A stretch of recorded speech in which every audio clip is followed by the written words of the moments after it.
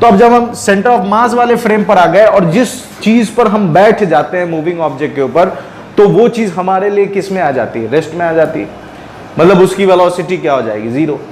जैसे आप ट्रेन के अंदर बैठे हैं तो आप ये नहीं कहते कि आप पहुंच गए, या लखनऊ आ गया, आ गई, या दिल्ली आ गई, आप ऐसा नहीं कहते। मतलब पहुंच गए ऐसा नहीं कहते, आप क्या कहते हैं कि दिल्ली आने वाली। मतलब आपके लिए आप बैठे हैं और पूरी दुनिया पीछे जा रही है, तब ना आप कहते हैं कि दिल्ली आने वाली है। आप ये नहीं कहते कि दिल्ली पहुंचने वाले हैं। क्यों? क्योंकि आप जिस मूविंग ऑब्जेक्ट के ऊपर बैठे हैं वो आपके लिए किसमें हो गया? रेस्ट में, और पूरी दुनिया चल रही है।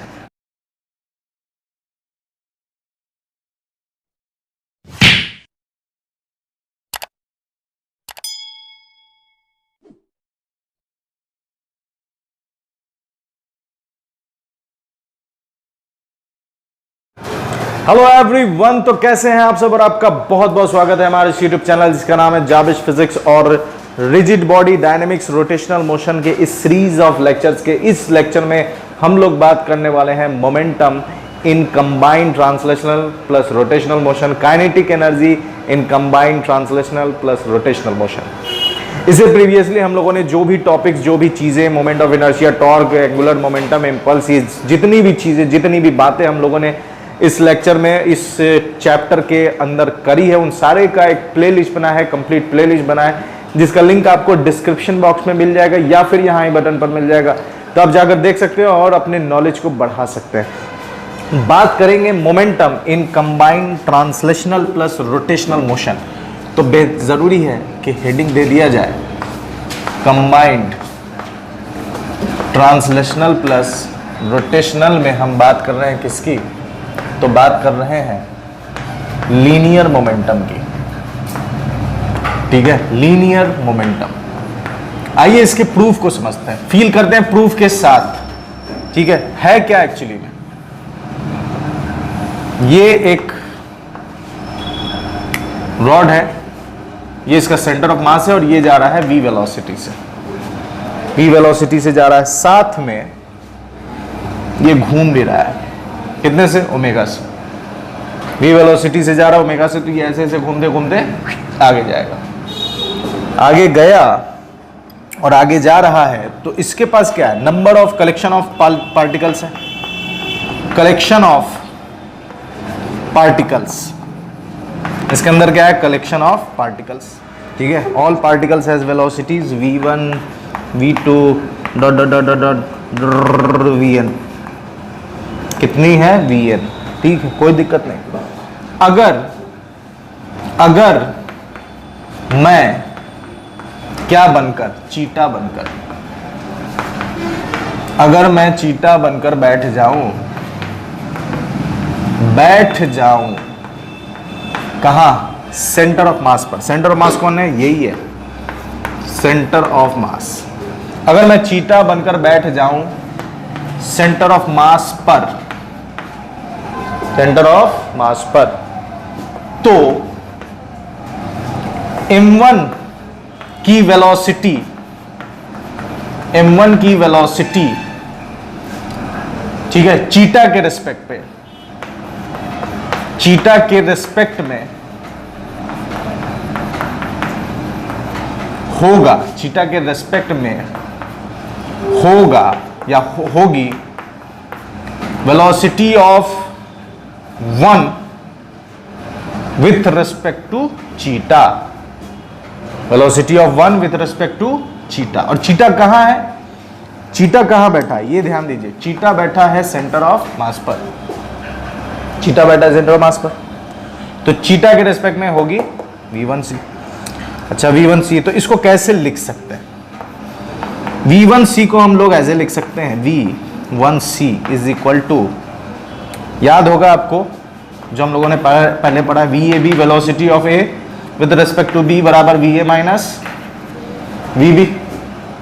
तो यहां क्या लिखेंगे? Velocity of 1 minus velocity of centre of mass या चीटा, क्योंकि चीटा कहां बैठा है? सेंटर ऑफ मास पर। तो वेलोसिटी ऑफ 1 क्या हो जाएगा? v1c plus vc, v1c plus vc। ठीक है, चलिए अब आगे बढ़ते हैं। और बात करते हैं काइनेटिक, नहीं पढ़ रहे हैं क्या, मोमेंटम। तो मोमेंटम ऑफ ठीक है, या टोटल मोमेंटम टोटल क्या होगा?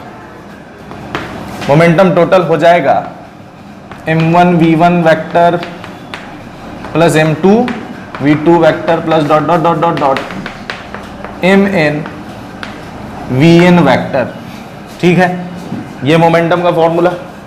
अब क्या करेंगे, देखिए m1 और v1 की जगह क्या लिख सकते हैं, इस पर वेक्टर का साइन दे दें अगर, तो v1 को ये लिख सकते हैं, बैठा दीजिए वहां, क्या लिखाएगा v1 c plus vc plus m2, v2 की जगह क्या लिखाएगा v2c plus vc dot dot dot, आगे n तक जाएगा, यही कहानी n तक जाएगी। तो इसको और कैसे लिख सकते हैं, देखिए मल्टीप्लाई कर दो, m1 v1 c plus m1 vc vector, इसका लिखेंगे m2 v2 c plus m2 vc vector plus dot dot dot n तक। अब कुछ कॉमन होगा क्या इसमें, वो डॉट डॉट डॉट डॉट आगे जाता जाएगा आगे जाता जाएगा। इसमें से कुछ कॉमन वाली कहानी देखने को मिल सकती है आपको। कॉमन वाली कहानी क्या क्या है, ध्यान से अगर देखें तो आपको एक कहानी मिलेगी, कौन सी वाली, VC वाली। पहले तो इसको लिख सकते हैं m1 v1 vector c plus m2 v2 c plus dot dot dot mn vn c vector, ये प्लस। अब इसमें से देखिए, इसमें vc या एक साथ लिख देते हैं स्टेप बाय स्टेप, ताकि आपको बाउंस ना करे, v2 c plus dot dot dot dot mn vc vector. दोनों में से कुछ कॉमन हो सकता है, क्या कॉमन होगा, ध्यान से देखिए। इसमें से कुछ कॉमन होगा क्या, कुछ कॉमन नहीं होगा। ठीक है, तो इस वाले वैल्यू को, ये जो वैल्यू है, ठीक है, इसका रिजल्ट हो जाएगा 0। इसका रिजल्ट क्या हो जाएगा, 0। ठीक है, प्लस, ये प्लस, इसमें से क्या कॉमन कर लेंगे, VC कॉमन कर लेंगे, तो m1 plus m2 plus dot dot dot plus mn, common क्या हो गया, VC वेक्टर। ओ हो, इसका मतलब मोमेंटम का फॉर्मूला L नहीं, मोमेंटम का फॉर्मूला आया P बराबर, टोटल मास को जोड़ देंगे तो कितना हो जाएगा, m total into velocity of centre of मास। ये है मोमेंटम का फॉर्मूला। अब एक सवाल जो आपके दिमाग में है वो ये कि ये 0 ऊपर वाला टर्म कैसे हुआ। तो सेंटर ऑफ मास का अगर कहानी आपके दिमाग में है तो याद होगा, सेंटर ऑफ मास हम लोगों ने क्या पढ़ा था, एक centre of mass m1 x1 plus m2 x2 plus dot dot dot mn by m1 plus m2 plus dot dot dot, ये सेंटर ऑफ मास निकालने का फॉर्मूला था। वेलोसिटी निकालने का फॉर्मूला था, velocity of centre of mass m1 v1 plus m2 v2 dot dot dot upon m1 plus m2 plus dot dot dot. अब देखिए velocity of centre of मास, यहां ये हिस्सा जो है ये क्या है, ये एक्चुअली में है 1 का विथ रेस्पेक्ट टू किस पर, सेंटर ऑफ मास। ठीक है, 1 2 विथ रेस्पेक्ट टू किसके साथ, सेंटर ऑफ मास के साथ। तो सेंटर ऑफ मास पर ही अगर हम बैठ गए तो वो तो मेरे लिए 0 हो गया, क्योंकि हमने फ्रेम ऑफ रेफरेंस क्या कर दिया, अगर हम इस चीज को ग्राउंड से ऑब्जर्व करें तो सेंटर ऑफ मास की वेलोसिटी 0 नहीं होगी। लेकिन अगर हम बैठ ही जाएं सेंटर ऑफ मास पर तो हमने फ्रेम चेंज कर लिया। फ्रेम कौन सा फ्रेम आ गया? चीटा फ्रेम। चीटा फ्रेम या सेंटर। तो अब जब हम सेंटर ऑफ मास वाले फ्रेम पर आ गए और जिस चीज पर हम बैठ जाते हैं मूविंग ऑब्जेक्ट के ऊपर, तो वो चीज हमारे लिए किस में आ जाती है? रेस्ट में आ जाती है। मतलब उसकी वेलोसिटी क्या हो जाएगी? जीरो। जैसे आप ट्रेन के अंदर बैठे हैं तो आप ये नहीं कहते कि आप पहुंच गए या लखनऊ आ गया, आ गई, या दिल्ली आ गई, आप ऐसा नहीं कहते। मतलब पहुंच गए ऐसा नहीं कहते। आप क्या कहते हैं? कि दिल्ली आने वाली। मतलब आपके लिए आप बैठे हैं और पूरी दुनिया पीछे जा रही है, तब ना आप कहते हैं कि दिल्ली आने वाली है। आप ये नहीं कहते कि दिल्ली पहुंचने वाले हैं। क्यों? क्योंकि आप जिस मूविंग ऑब्जेक्ट के ऊपर बैठे हैं वो आपके लिए किस में हो गया? रेस्ट में, और पूरी दुनिया चल रही है। तो v1, ध्यान से देखिए, v1c velocity of 2 with respect to centre of mass, velocity of n with respect to centre of mass. तो सब का सब क्या है? सेंटर ऑफ मास के रेस्पेक्ट में। और हम सेंटर ऑफ मास पर बैठ गए तो मेरे लिए वेलोसिटी कितनी होगी? जीरो। इसलिए अगर वेलोसिटी ये जीरो हो जाए तो ये पूरा टर्म जीरो हो जाएगा, इसलिए हमने यहां जीरो डाल दिया। कहानी समझ में आ रही है? ये जीरो किसका है? ये बीच में प्लस डाल दो, ठीक है, बीच में प्लस, और ये जीरो एक्चुअली में इस वाले के लिए, ये जीरो हमने इसका डाला है। बात समझ में आ रही है? तो ये हमने क्या निकाल लिया? Momentum, linear momentum in combined translational plus rotational motion का फॉर्मूला क्या होगा? आपको बस टोटल मास ले लेना है, टोटल मास ले लेना है, और टोटल मास ले लेना, और उसके सेंटर ऑफ मास की वेलोसिटी को से मल्टीप्लाई कर देना। तो आपको क्या मिल जाएगा? Linear momentum in combined translational plus rotational motion. ठीक है, इसको नोट कीजिए, फिर आगे बढ़ते हैं। फटाक से इसको नोट कर लीजिए, समझ लिया। अब इसके बाद हम लोग लीनियर मोमेंटम के बाद बात करेंगे काइनेटिक एनर्जी की। ठीक है, तो काइनेटिक एनर्जी और लीनियर मोमेंटम में ज्यादा फर्क नहीं है। काइनेटिक एनर्जी, लीनियर मोमेंटम क्या होता है? mv, और काइनेटिक एनर्जी क्या होता है? Half mv square. और मोमेंटम क्या होता है? Mass into velocity, mass into velocity. तो आप इसी से, मतलब ये जो हमने डेरिवेशन किया, तो लीनियर मोमेंटम क्या होता है? Mass into velocity. और काइनेटिक एनर्जी क्या होता है? तो हाफ mv स्क्वायर। तो दोनों में ज्यादा का फर्क नहीं है, बस हाफ लगा देंगे और स्क्वायर कर देंगे तो हम काइनेटिक एनर्जी का फाइंड कर सकते हैं। तो इसी को इतना लिखने की जरूरत नहीं, इसी में से हम लोग काइनेटिक एनर्जी भी डिराइव कर सकते हैं। कैसे करेंगे? आइए बात करेंगे काइनेटिक एनर्जी। ठीक है, kinetic energy in combined translational plus rotational motion. तो कहानी वही है जो हमने पहले समझा, इसमें n पार्टिकल्स है। तो काइनेटिक एनर्जी हो जाएगा, या सबसे पहले अगर हम पहले v1 अगर मान लें कि v1 वेलोसिटी है पार्टिकल 1 की, ठीक है, पार्टिकल 1 की v1 वेलोसिटी है, तो v1c हो जाएगा पार्टिकल की velocity with respect to centre of mass, v1 minus vc। तो v1 हो जाएगा v1c प्लस vc। ठीक है, अब काइनेटिक एनर्जी लिख देते हैं। काइनेटिक एनर्जी लिखें, काइनेटिक एनर्जी ऑफ, तो half m1 v1 square, half m2 v2 square plus dot dot dot plus half mn vn square.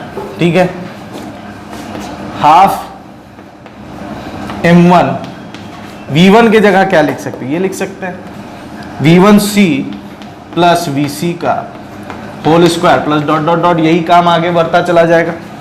तो हो जाएगा हाफ m1, इसको अगर तोड़ दें तो v1c का a square b square plus 2 ab plus dot dot dot dot, यही काम m2 के लिए, यही काम m3 के लिए, यही काम mn के लिए। तो आएगा हाफ, ठीक है, इसके बाद हाफ m1 v1c का square plus half m1 vc का square plus half 2 half m1 2 v1c vc plus dot dot dot, ऐसा बढ़ता चला जाएगा। तो अगला रिजल्ट क्या होगा? Half m1 v1c plus half m2, ऐसा m2 के साथ भी होगा तो m2 v2c का square plus dot dot dot, फिर अगला स्टेप प्लस ये वाला half m1 v1 vc square plus half m2 vc square plus dot dot dot, ऐसा चलता चला जाएगा। और फिर third step plus half m1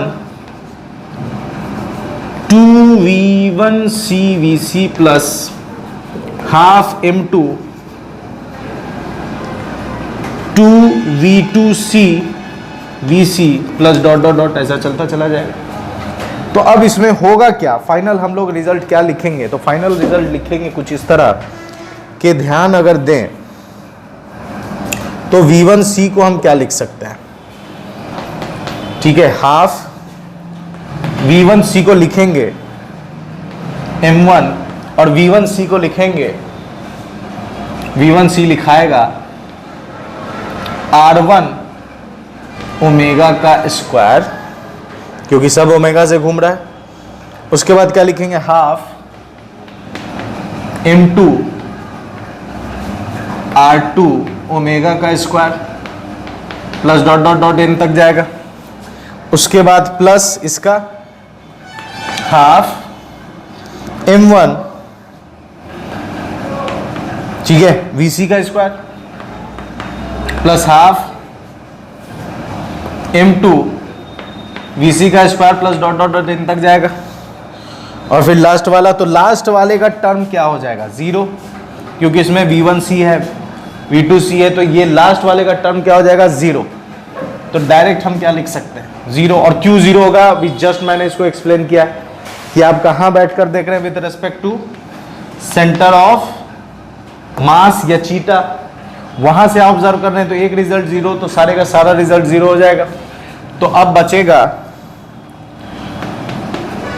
half m1 r1, तो हाफ m1 r1 स्क्वायर, सब में से ओमेगा स्क्वायर कॉमन कर ले तो हो जाएगा हाफ, या सब में से हाफ कॉमन कर लेते हैं, हाफ कॉमन कर लिया, m1 r1 स्क्वायर, इसमें का बचा m2 r2 square plus dot dot dot plus mn तक mn rn का स्क्वायर, और इधर आ गया ओमेगा का स्क्वायर, ठीक है। और प्लस इसमें से भी half m1 plus m2 plus dot dot dot mn और वेलोसिटी ऑफ सेंटर मास का स्क्वायर।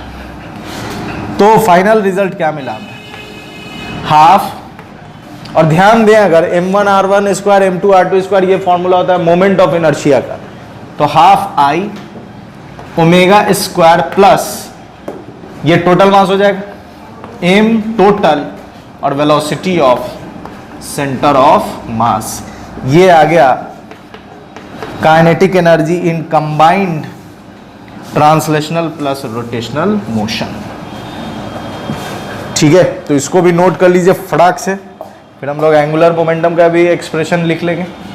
ठीक है, ये सब प्रूफ है ताकि आपको फील आए कि ये आया कहां से। लिखने को तो ये डायरेक्ट भी लिखा जा सकता है, लेकिन प्रूफ समझना जरूरी है। ठीक है, ताकि फील आए कि ये आ कैसे रहा है। Half I omega square plus half total mass into velocity of centre of मास का स्क्वायर। तो इसको नोट कीजिए फटाक से, फिर उसके बाद मैं बताऊंगा आगे। चीज और समझना है आपको कि हो सकता है डाउट आया हो आपके दिमाग में कि यहां पर जो मैंने पहला स्टेप वाला जो V1C है, ठीक है, इस रिजल्ट को मैंने जीरो नहीं किया, इस रिजल्ट को मैं वहां चेंज कर दिया किसमें? R1 ओमेगा में। ठीक है, तो यहां समझते हैं V1C स्क्वायर को मैंने चेंज कर दिया किसमें? R1 ओमेगा के होल स्क्वायर में। ठीक है, half m1 V1C square R1 omega square के टर्म में चेंज कर दिया। ठीक है, लेकिन जब यहां बात कर रहे हैं, ठीक है, यहां अगर हम बात कर रहे हैं तो हाफ m1 2V1C, ये हाफ m1 2V1C और VC इज इक्वल टू डाल दिया हमने 0। अब ये क्यों हुआ है इसको थोड़ा समझना है। हमने सारे इससे पहले जो कंसीडर किया था वही चीज यहां है कि हम कहां बैठे हैं? सेंटर ऑफ मास पर। हम बैठे हैं कहां पर? सेंटर ऑफ, बैठे हैं सेंटर ऑफ मास पर। तो जब सेंटर ऑफ मास पर हम बैठेंगे तो हर पार्टिकल करेगा प्योर रोलिंग, रोल हो रहा है, घूम रहा है। तो इस वाले केस में, ठीक है, इस वाले केस में हर पार्टिकल के पास डिस्टेंस है, ओमेगा है। तो सेंटर ऑफ मास के रेस्पेक्ट में, with respect to centre of mass, they are performing circular motion, they are performing circular motion.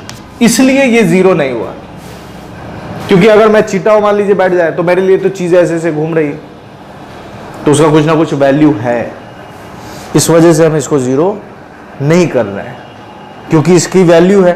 क्यों वैल्यू है? क्योंकि ये प्योर रोल हो रहा है। मतलब मैं बैठ गया तो अब मुझे तो, आप आगे भी जा रहे हैं और घूम भी रहे हैं, तो अगर आप बैठ गए तो आप आगे वाले चीज के लिए क्या हो जाइएगा? रेस्ट में हो जाइएगा। आपको बस क्या चीजें दिखेंगी कि आप गोल गोल, मतलब आपके आगे बाजू का ये आसपास का पार्टिकल क्या हो रहा है? गोल गोल घूम रहा है। तो गोल गोल जब वो घूम रहा है तो उसके लिए क्या है? प्योर रोलिंग है, क्योंकि वो अब आगे नहीं जा रहा है। लेकिन जब ये वाली सिचुएशन आ रही है तो सेंटर ऑफ मास के पास वेलोसिटी है, और वो वेलोसिटी कैसी? लीनियर। और हम बैठे हुए कहां हैं? हम बैठे ही हुए इस पर, इसलिए ये क्या हो गया? जीरो। इसके लिए भी फ्रेम कौन सा है? फ्रेम है सेंटर ऑफ मास का। इसके लिए भी फ्रेम क्या है? सेंटर ऑफ मास का। लेकिन दोनों में डिफरेंस ये है कि इस वाले फ्रेम में दोनों में सेंटर ऑफ मास ही है, लेकिन ऊपर वाले में वो रोल कर रहा है, इसलिए हम जीरो नहीं डाल रहे हैं। और इस वाले में वो लीनियर मोशन कर रहा है, इसलिए हम जीरो डाल रहे हैं। तो जब हम बैठ गए तो हम तो रेस्ट में, तो हम आगे जाते हुए नहीं नजर आएंगे, लेकिन हमको जो अपने चारों तरफ का ऑब्जेक्ट होगा वो कैसा दिखेगा? गोल गोल दिखेगा। जैसे ये ढक्कन है, अगर ठीक है, जैसे देखिए ये मान लीजिए ये है, ये गोल गोल भी घूम रहा है और आगे भी जा रहा है। तो जब आप इस पर बैठ जाइएगा, तो अभी मैंने क्या कहा कि आप जिस पर बैठ जाते हैं आप रेस्ट में आ जाते हैं। मतलब आप बस पे बैठ गए तो आप किस में? मूविंग ऑब्जेक्ट के अंदर आप बैठ गए तो आप रेस्ट में, आजू बाजू के लिए बाहर वाली चीजें आपके रेस्पेक्ट में मूव हो रही है, आप रेस्ट में। तो ये बैठ गए यहां, हम यहां बैठ गए। अब जब यहां बैठ गए तो ये आगे जा रही है, तो आगे जाना क्या कहलाएगा आपके लिए? कि आप रेस्ट में है, क्योंकि जो इसकी वेलोसिटी v है और आप उसी पर बैठ गए तो वो रेस्ट में आ गया। लेकिन ये जो चारों तरफ ऐसे ऐसे घूम रहा है, इसके पास ये, तो आपको ये, जब आप यहां बैठ जाइएगा तो ये पार्टिकल्स आपके लिए क्या होगा? गोल गोल घूम रहा है, ये गोल गोल घूम रहा है। तो गोल गोल घूम रहा है तो वो रोल तो कर रहा है।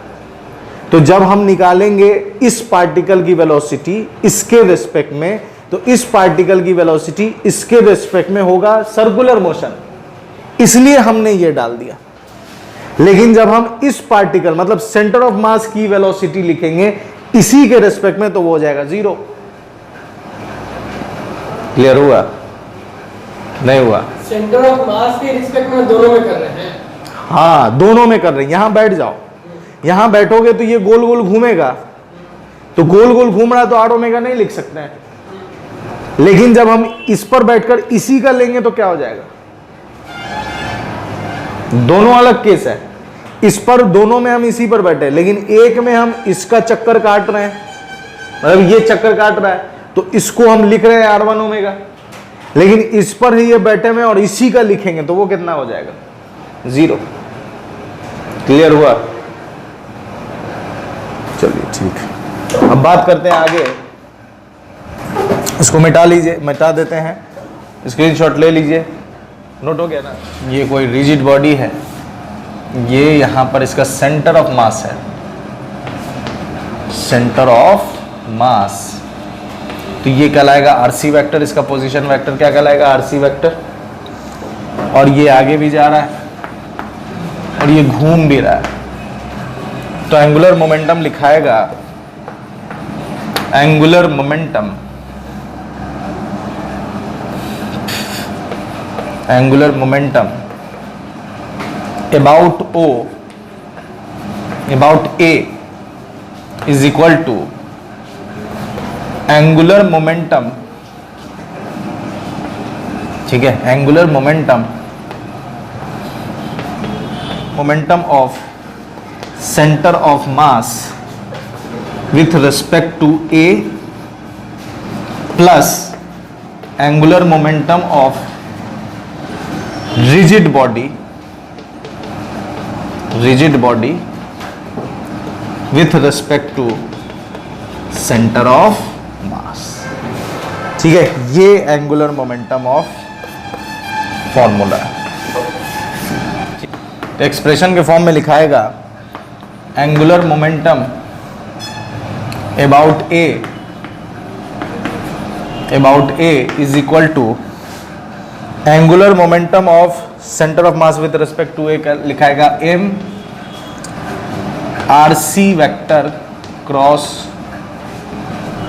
VC वेक्टर प्लस, और इसका हो जाएगा angular momentum of rigid body about, तो I सेंटर ऑफ मास